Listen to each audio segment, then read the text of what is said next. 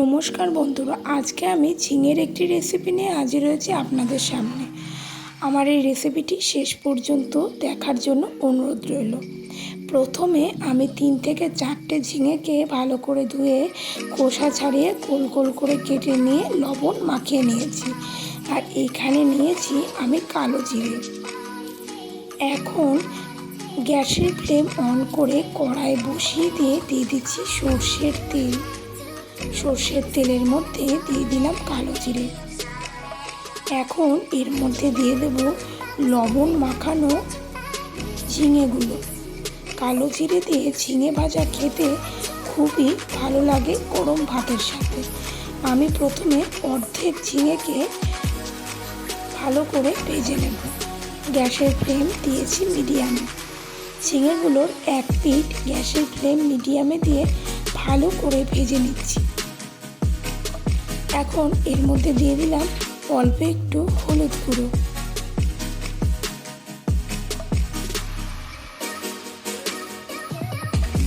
নেড়ে চেড়ে দিচ্ছি যাতে ভালোভাবে ভাজা হয়। এখন ভালোভাবে ভাজবার জন্য একটা ঢাকনা দিয়ে ঢাকা দিয়ে দিলাম।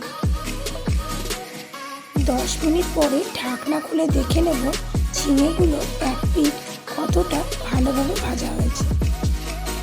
দেখুন বন্ধুরা, অনেকটাই ভাজা হয়েছে, হালকা নরম হয়েছে। এখনও আর একটু ভাজা হবে। ঝিঙেগুলোর এক পিঠ লাল লাল রং ধরেছে। অপর পিঠটাও ভালো করে ভাজবার জন্য উল্টে দিচ্ছি ঝিঙেগুলোকে।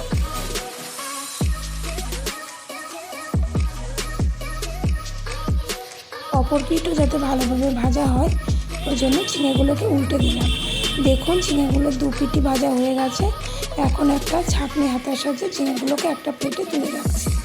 ওই একইভাবে বাকি ঝিঙেগুলো তেলের মধ্যে দিয়ে দিচ্ছি যাতে ভালোভাবে ভাজা হয়। এই ঝিঙেগুলোকেও একইভাবে লাল লাল করে ভেজে নেব। এই ঝিঙে ভাজা গরম ভাতের সাথে বা রুটির সাথে খেতে খুবই ভালো লাগে। ভালো লাগলে বন্ধুরা আমার চ্যানেলটাকে সাবস্ক্রাইব করবেন। ভালোভাবে ভাজবার জন্য একটা ঢাকনা দিয়ে ঢাকা দিয়ে দিয়েছি। 5 মিনিট পরে ঢাকনা খুলে অপর পিঠটাও ভালোভাবে ভাজবার জন্য উল্টে দিচ্ছি। এক পিঠ ভালোভাবে লাল রং ধরতে শুরু করেছে। অপর পিঠটাও আস্তে আস্তে উল্টে দিচ্ছি যাতে ভালোভাবে ভাজা হয়। গ্যাসের ফ্লেম একদম রেখেছি মিডিয়ামে যাতে অল্প আছে খুবই সুন্দর করে ভাজা হয়। একটা ঢাকনা দিয়ে ঢাকা দিয়ে দিলাম। 5 মিনিট পরে ঢাকনা খুলে দেখুন বন্ধুরা ঝিঙেগুলো আমার একদম ভাজা হয়ে গেছে। এই ঝিঙেগুলোকেও আমি পাত্রে তুলে নিচ্ছি। কালো জিরে দিয়ে ঝিঙে ভাজা খেতে খুবই ভালো লাগে। পরিবেশনের জন্য একদম রেডি। ভালো লাগলে চ্যানেলটাকে সাবস্ক্রাইব করবেন।